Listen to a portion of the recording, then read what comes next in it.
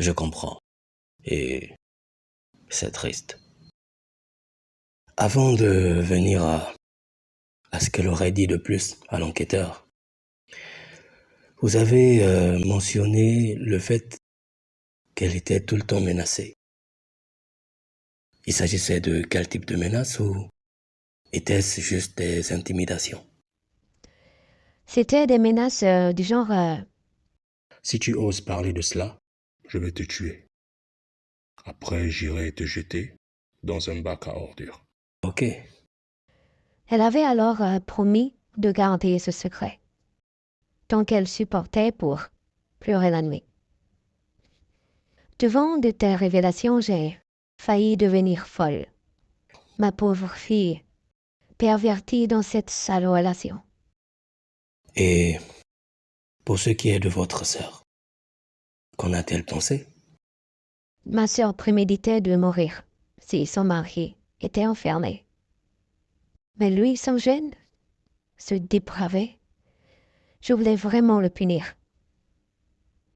Mais le grand frère de papa a demandé à me parler. Il me disait, Regarde-moi et essaie de te calmer. Ne prends aucune décision, s'il te plaît, ma fille. Rentrons à la maison. C'est un problème de famille. Après la réunion, tu pourras prendre ta décision. Très bien. Et donc, vous avez abandonné la plainte et vous êtes allé en réunion de famille. Comment s'est-elle passée? alors, la réunion de famille est devenue mon procès. J'étais à la barre avec ma fille. Donc, il l'avait fait exprès. Le lendemain, je suis repartie voir le chargé de mon affaire et j'ai demandé qu'il continue les poursuites judiciaires. Ah, vous avez réouvert l'enquête. Oui, Très bien. mon beau-père a été convoqué, puis auditionné, Mhm. avant d'être placé en garde à vue, Très bien. car coupable présumé. Une fois à la maison, j'ai pris mon fils par les sentiments. Il vous a dit la vérité? Mon fils est passé aux aveux. Il a avoué avoir couché avec sa sœur au moins 2 fois, Waouh. avant d'arrêter. Il a confirmé avoir surpris son père couché avec sa sœur, Waouh. un après-midi de vendredi. C'est un témoignage très poignant. Et donc? Il a été menacé de mort. Pris de peur, il a été contraint de garder le secret et juré ne rien dire à ce sujet. Ok, je vois. L'avez-vous au moins présenté à votre enquêteur en tant que témoin? Ces déclarations pouvaient plus rapidement faire avancer l'enquête. Effectivement, mais je m'interrogeais. Pouvait-il le dire à mon enquêteur? Cette vérité m'arrangerait. Pouvait-il témoigner contre son père? Je ne pouvais pas le savoir. Alors, je suis repartie avec lui au commissariat. Une fois au bureau, il a dit, C'est moi et non papa. il a raconté une toute autre histoire où il suppliait son père de ne rien dire à sa mère. Et son père a gardé ce secret noir. J'étais toute confuse. À quel jeu il jouait? En plus à la police. Non mais il m'énervait. Le policier m'a dit avec cette version des faits. Votre beau-père, le suspect, peut trouver une parade. Avec un bon avocat, il pourra trouver une excuse pour contourner la loi et prouver qu'il n'est pas un criminel. Voilà. J'étais bouleversée. C'est normal. C'est pas facile.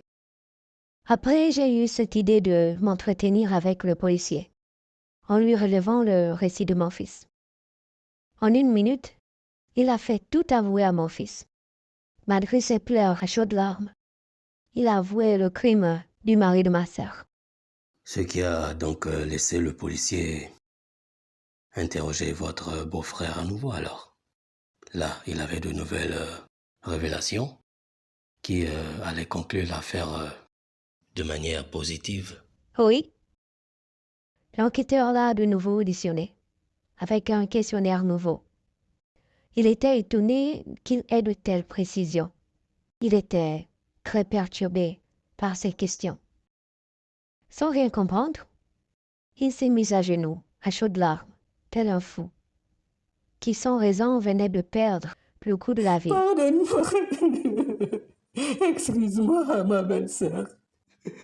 Tellement il pleurait, il bavait. À un moment, j'ai eu pitié. Il faisait vraiment pitié. Ses excuses étaient sincères. Son regret était amer. Il s'attendait à une peine de prison. C'était d'emblée.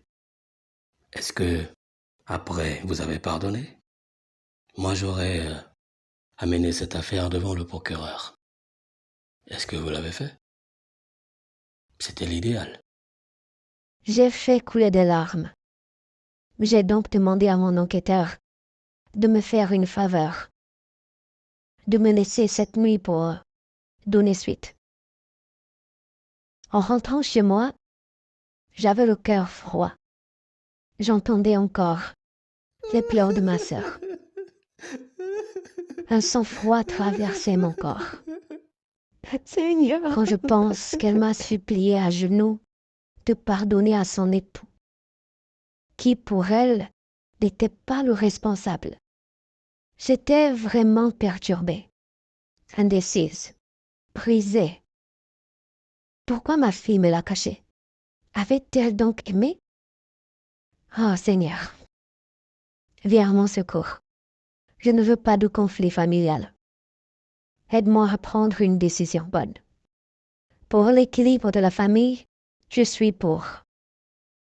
J'aimais tellement ma sœur que j'avais mal de la voir en pleurs. Et mon père qui me suppliait à genoux. Ma fille, fais ça pour nous. Fais ça pour nous. La mère ne cessait de me dire, c'est dans les épreuves difficiles que tu montres ta sagesse. Je te sais intelligente. Sois sage. Avec autant de paroles, autant de gestes, mon choix était déjà fait. Et j'en pleurais. Je suis allée à la police. J'ai retiré ma plainte. J'ai pris ma fille et je me suis isolée de la famille. Cette décision était trop lourde pour moi. Ma fille n'était pas en faute. Donc, c'était moi. Oui. Si elle était toujours avec moi, rien de tel ne se serait produit. Elle serait encore inconsciente, sans souci. Donc j'ai pris tout sur moi. Voilà, c'est ce que je voulais partager avec vous et depuis le moral abattu, je ne cesse d'y penser. Oui. J'ai besoin d'aide. Je veux retrouver le goût à la vie comme avant, tout en prenant soin de moi et de ma fille, sans plus être traumatisée. On m'a conseillé votre cabinet, alors je suis venue. Merci de m'avoir écouté. Vous avez choisi le meilleur cabinet de la ville. Votre problème sera réglé. Ne vous en faites pas.